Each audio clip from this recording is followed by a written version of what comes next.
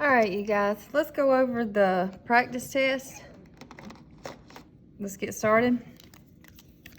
For the first one, it wants you to find the amplitude, and they give you y equals negative 1/2 sine of x. The amplitude is equal to the absolute value of a, which would be the absolute value of negative 1/2, which is a half.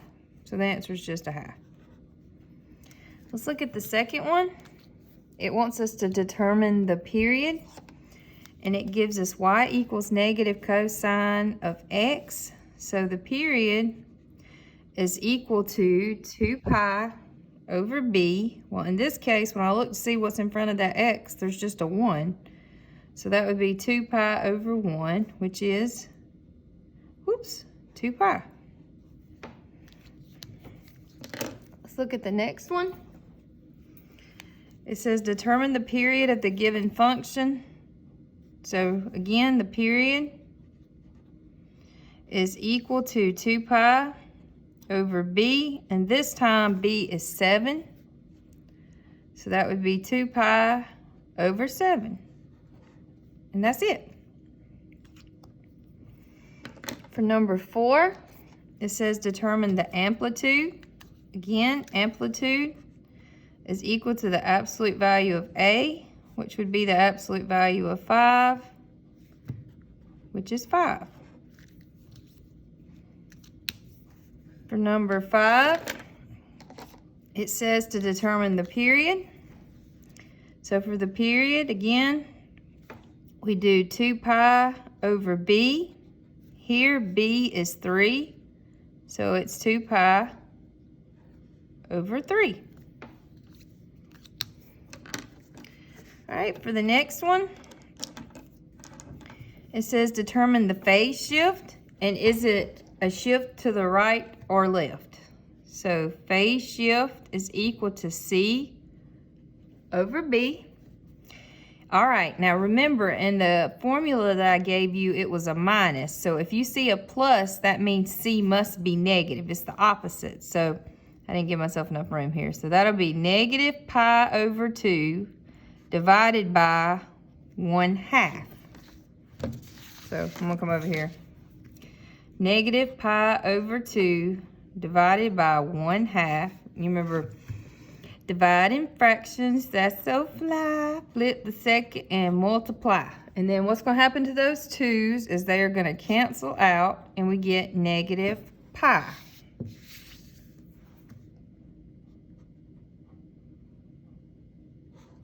So that would be a shift pi, and since it is negative, it would be to the left. So you're shifting it pi to the left.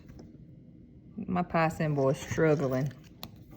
All right, so that was number 6. So for number 7, it says, the figure below shows the depth of water at the end of a boat dock. There's not a picture, but that's okay. The depth is 5 feet at high tide and 3 feet at low tide. So let's go ahead and find the amplitude right there. So the amplitude would be equal to 5 minus 3 divided by 2, which is 2 over 2, which is 1. So the amplitude is 1, so A is 1.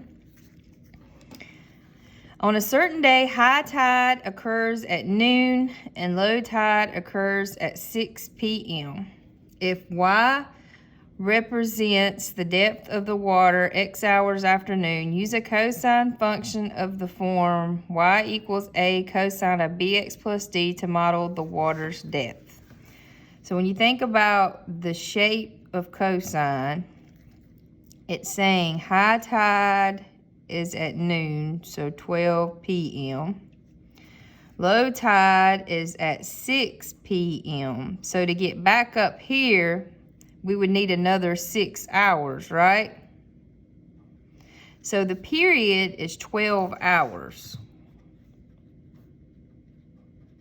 And we're going to use that to find B. because we know that 2 pi divided by b equals the period, so that's going to be equal to 12.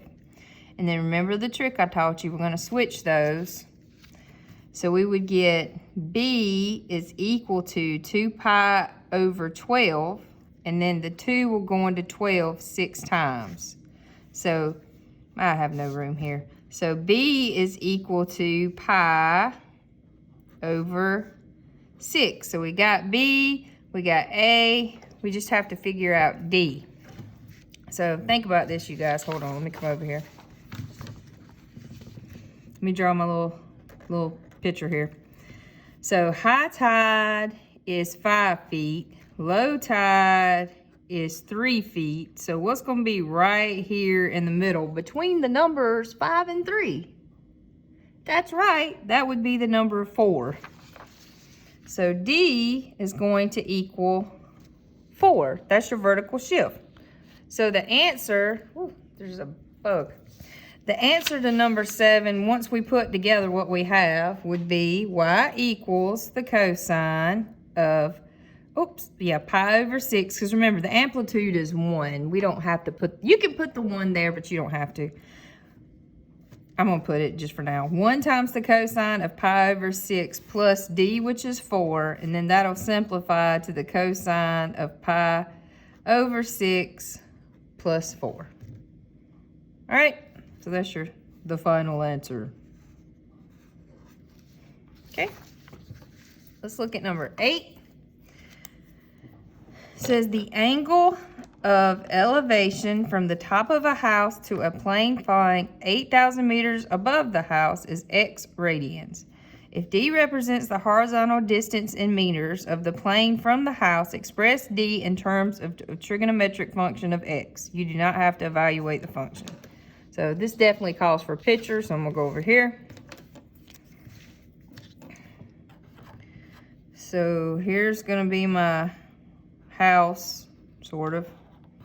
House. All right, and you got an angle of elevation to a plane. Yeah, that's my plane here. And the angle of elevation to the plane is x. And then it tells us that it's 8,000 meters above the house. So that would be this right here. That's 8,000 meters. Boop, boop, boop, boop. Yes, meters. All right, and it wants me to find the horizontal distance d. All right, but it just wants me to set this up. So let's think of all the ways we could set this up with our trig functions. So we have opposite and adjacent. So we have 2 options, I guess. The tangent of x would be equal to opposite, which is 8,000, over adjacent, which is d. And then in theory, the cotangent of x would be equal to adjacent over opposite. And now if we wanted to get d on a side by itself, you would just need to switch these. So you would get d is equal to 8,000 divided by the tangent of x. Or you could get d is equal to, now for this one, we would just multiply both sides by 8,000. So 8,000 times the cotangent of x. So there's a few options for you. Let's look at the next one. I guess let me write one of these answers on here. So let's say d is equal to 8,000 divided by the tangent of x. Let's go with that one. For number 9, it says find the exact value of the sine inverse of 1. So you're just asking yourself, remember, when you do sine inverse, you're just focused on the right side of the unit circle. So where on the unit circle is sine equal to 1 from negative pi over 2 to pi over 2? Remember, you say the sine of what equals 1, and that would be pi over 2. I didn't circle this. My OCD's kicking in. All right, here we go. All right, let's look at the next one. It says find the exact value of the cosine inverse of 0.5, which we all know is just a half. So we say the cosine of what is equal to a half. Now remember, when we do cosine inverse, we're looking at the top half of the unit circle. So where up in there is cosine equal to a half? And that would be pi over 3. Boom shakalaka. All right, let's look at the next one. It says find the exact value of the tan inverse of -1. So that's like saying the tangent of what equals -1. And remember, for tan inverse, you're also focused on the right side of the circle, but you do not include the top and the bottom quadrantal points because it's undefined. So we know tangent's not negative in the first quadrant, so it's got to be down there in quadrant 4. So what would that be? That would be negative pi over 4. Sweet. Let's look at number 12. Number 12 says, use a calculator to evaluate the expression round to 2 decimal places. Alrighty then. Remember, your calculator has got to be in radians. So I'm going to make sure that's happening. You all see mode. I am definitely in radians, so we're just going to type this in. Where are we at? Right here. Second sine inverse of the square root of 5 divided by 3. And I get that is approximately 0.84. And that was pretty easy, right? Let's look at number 13. It says find the exact value and do not use a calculator. So no calculator. The cosine inverse of the cosine of pi over 2. All right, well this is within the domain for my function. So these two bad mama jammas just ka-chow, ka-chow. They cancel each other out. So that would just be pi over 2. Oh man, I used the same color. That's tragic. All right, let's look at number 14. It says write the expression as an algebraic expression. Assume the x is positive and in the domain in the given trigonometric function. The cosine of the tan inverse of x. Alrighty then. So the tangent, I need more room than this. Okay, let's go over here. So this is number 14. So the tangent of theta is equal to x. Remember, I talked about cracking the egg, but it starts in the center. So you look in the middle. So the tangent of theta is x. This is where this one's going to be confusing. All right, I'm going to put a 1. Remember, tangent is equal to y over x. So in this situation, our y is x and our x is 1. Now, we have got to find cosine. So to find cosine, cosine is x over r. So the cosine of theta is equal to x over r. So let's go ahead and handle this real quick. We know that our x is 1, but we have to find r. So r squared is going to be equal to x squared plus 1 squared. So that's r squared is equal to x squared plus 1. And to get rid of a square, we take the square root. So we get r is equal to the square root of x squared plus 1. So down here, we'll have the square root of x squared plus 1. But we don't like having a square root in the denominator, so I'm going to multiply the top and the bottom by the square root of x squared plus 1. So the cosine of theta will be equal to 1 times anything is that thing. And the square root of x squared plus 1 times the square root of x squared plus 1 is x squared plus 1. And leave it like that. Don't mess with it. I don't have my white out. I'm just going to scratch through that. So we get the cosine of theta is equal to the square root of x squared plus 1 divided by x squared plus 1. Okay, let's look at number 15. Number 15 says find the exact value of the cosine of the tan inverse of 2/5. So basically what we just did, but with numbers. So number 15. So we start with what's in the middle, the center. So we'll have the tangent of theta is 2/5. So tangent is equal to y over x. They want us to do cosine. Cosine is equal to x over r. So we have x and y, we don't have r, so we're going to use x squared plus y squared equals r squared. So that'll be 5 squared plus 2 squared equals r squared. 5 squared is 25, 2 squared is 4. That's 29 is r squared. To get rid of the square, we take the square root. So we get r is equal to the square root of 29. So cosine will be equal to x, which is 5, over r, which is the square root of 29, but we can't have a radical in the denominator, so we're going to multiply the numerator and the denominator by the square root of 29. So we get the cosine of theta is equal to 5 times the square root of 29 over 29. All right, so sine theta is equal to 5 times the square root of 29 over 29. That's my answer for this one. This is my answer. Okay.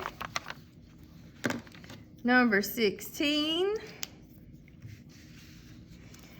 It says the equation theta sub 2 is equal to tan inverse of omega c over g gives the phase angle of impedance in the parallel portion of a distributed constant circuit.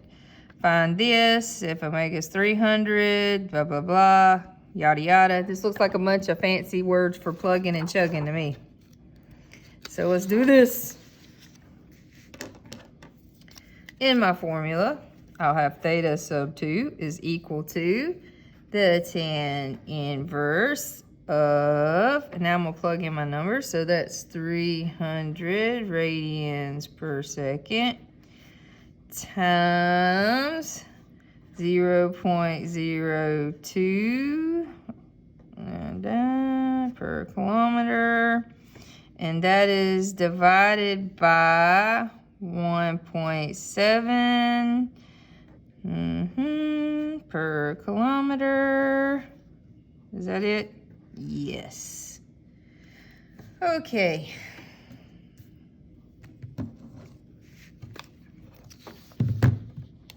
I'm going to use my calculator now.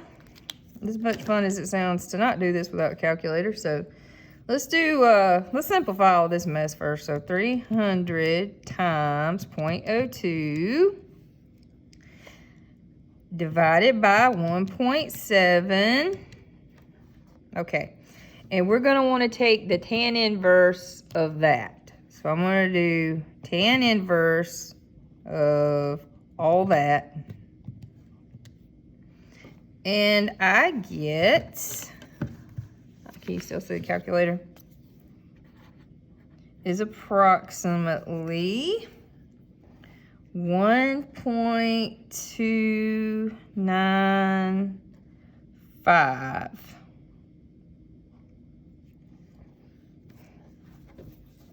And radians.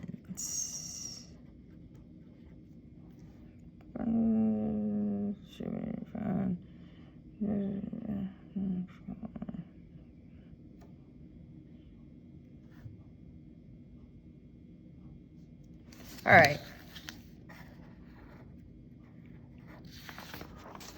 Sorry, I zoned out for a minute there. All right, let's flip her to the back.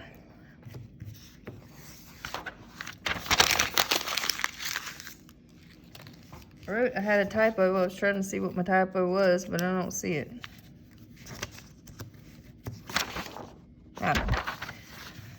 All right, on the back. It says solve the right triangle in the shown shown in the figure. Round lengths to 1 decimal place, express angles to the nearest tenth of a degree. All right, so first we need to do the Pythagorean theorem for number 17. So we would have b squared plus 11.7 squared equals 23.4 squared. So that'll be b squared plus, I don't know, 11.7 squared, which is 136.89 equals 23.4. Whoops. 23.4 squared, which is 547.56, and I'm going to subtract that.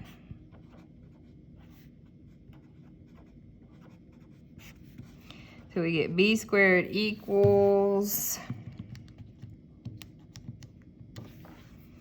410.67, take the square root. All right, so B is approximately 20 round lengths to 1 decimal place, so 20.3. So 20.3. And then it wants us to find the angles, so I'm going to say the cosine of B is equal to adjacent over hypotenuse. And to get rid of cosine, we'll do the cosine inverse. That'll cancel, so we get B is equal to the cosine inverse of 11.7 divided by 23.4. These are degrees, so we'll need to change our mode to degrees. All right, and then just cosine inverse of 11.7 divided by 23.4. And we get, hey, that come out pretty sweet, right? So B is 60 degrees. All right, and then we can find A relatively easy, right? Because if B is 60, we know that the acute angles of a right triangle are complementary. So A would have to be 30 degrees because 30 plus 60 equals 90. So the length of B is approximately 20.3. And then the measure of angle B is equal to 60 degrees, and the measure of angle A is equal to 30 degrees. Boom, shakalaka. All right.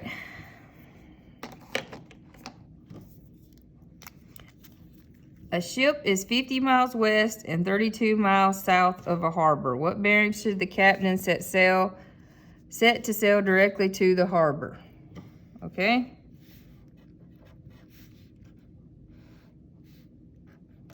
So H for harbor. Oh, this picture's ugly.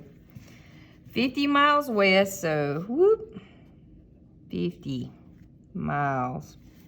32 miles south, so whoop, 32 miles. So here's my ship.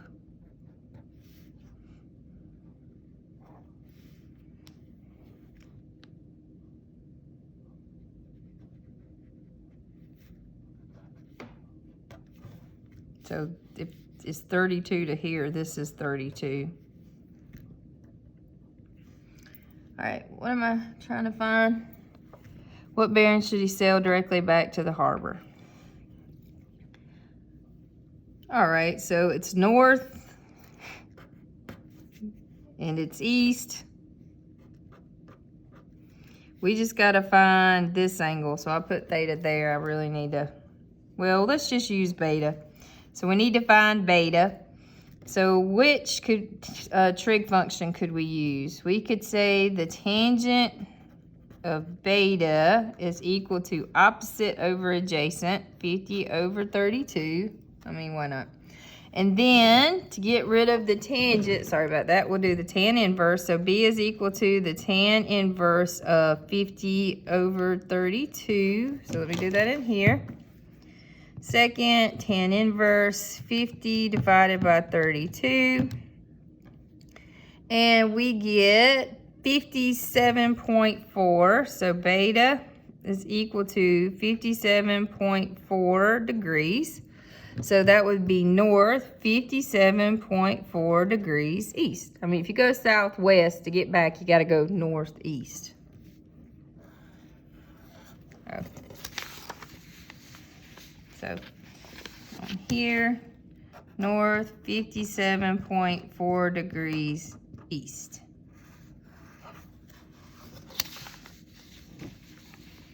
All right. Let's look at the next one. It says a surveyor is measuring the distance across a small lake. He has set up his tangent on one side of the lake 142 feet from a piling that is directly across from a pier on the other side of the lake. From his transit, the angle between the piling and the pier is 40 degrees. What is the distance between the piling and the pier to the nearest foot? Okay. So number 19.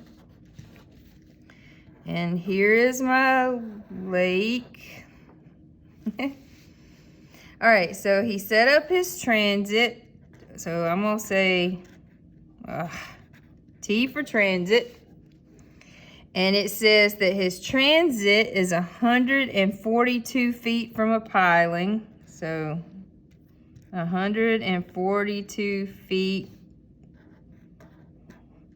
to a piling, P-I-L-I-N-G. And then it says the piling is directly across from a pier on the other side. So here is my pier, P-I-E-R. All right, I'm gonna go ahead and make this a triangle. It says from his transit, the angle between the piling and the pier is 40 degrees. So that means right here is 40 degrees. What is the distance between the piling and the pier? The piling and the pier. So we're looking for this distance. So we got opposite and adjacent, so we'll use tangent. So the tangent of 40 degrees is equal to opposite over adjacent. And then to get d by itself, I'm just going to multiply both sides by 142 on my calculator. I think I'm in degrees, but I'm going to check and make sure. Yes. So 142 times the tangent of 40 gives me about 119.2, or about 119 feet. So this is 119 feet.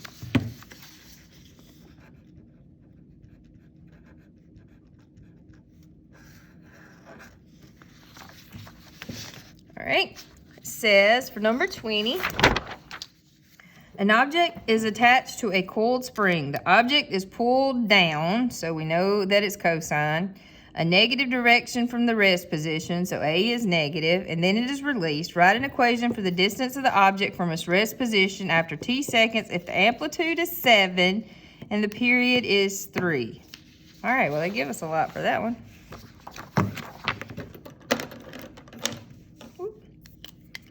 So for number 20, because the object is pulled down, it is cosine. And then it told us that the amplitude is 7. A equals, the amplitude, the absolute value of A is 7. But since it's pulled down, A is actually going to be negative 7. All right, and then they tell us that the period is, hold on, I know I saw that. The period is 3. So remember, to find the period when you're doing oscillations, you do 2 pi divided by omega. So 2 pi divided by omega is 3. We can just switch these. So omega will be equal to 2 pi over 3. And y'all, that's all you need. So D is equal to negative 7 because it was pulled down and the amplitude is 7, times the cosine because it didn't start from its original position. It was dislocated. And then omega is 2 pi over 3, and then T. All right, let's look at the next one. Oh, let me write that down. D equals negative 7 times the cosine of 2 pi over 3T. An object has a frequency of 6 vibrations per second. Write an equation in the form d equals sine omega t for the object's simple harmonic motion. So they just want us to find omega when they give us the frequency. It's just fancy talk. All right, so for number 21. All right, now, if you'll remember, the period for these oscillations is 2 pi over omega. But frequency, is all this showing up, frequency is equal to omega over 2 pi. So we know omega over 2 pi equals 6 because they told us the frequency was 6.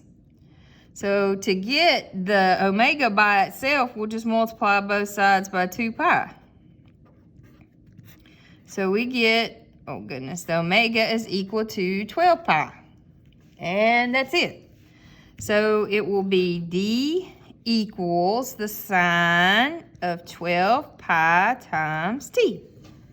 Booyah. So d equals the sine of 12 pi times t. Boom. All right.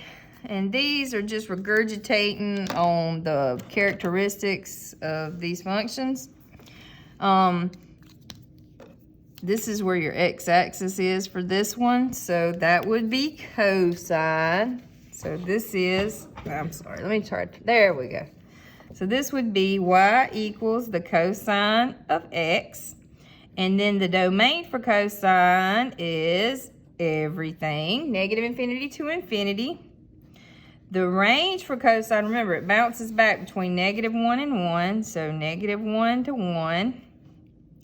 And then the period of cosine is 2 pi. All right, I'm going to hop over here. For number 23, you see how it's going up, so that would be tangent. So y equals the tangent of x. All right, the domain of tangent is all real numbers except odd multiples of pi over 2. And remember, when we would find the asymptotes for tangent, we would do negative pi over 2 and pi over 2, which are odd multiples of pi over 2. And then the range, look, it goes from all the way to bottom, all the way up is negative infinity to infinity, or all the real numbers. And then remember, the period is just pi. Okay? Back over here. All right, this one looks a lot like this one, except it's going down for real. So this would be cotangent. All right, the domain of cotangent is all real numbers, except integral multiples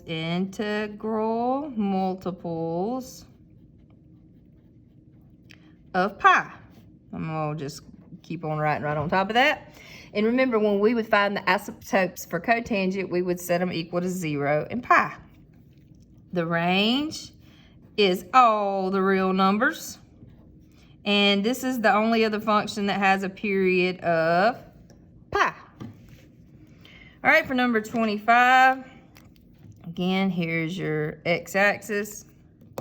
And this would be good old sine. The domain of sine, just like cosine, is all the real numbers. And then again, just like cosine, it bounces in between -1 and 1. And also like cosine, the period is 2 pi's. Number 26, so here's your x-axis. And you can see how this is not lined up right on top of the y-axis. So this was an odd function. So this would be cosecant, because it would bounce off. Just imagine if your sine function was there. So this is y equals the cosecant of x. The domain of cosecant is all real numbers except integral multiples of pi. It'll fit on there. All right, the range. Now, remember, this is bouncing off of sine. So it's from 1 and up and -1 and down. So from negative infinity up to -1 and from 1 to infinity. And just like sine, it has a period of 2 pi. All right, last one. And if you, sorry. All right, so again, here's my x-axis. And if you can imagine, this is bouncing off of cosine. So this is secant. So y equals the secant of x.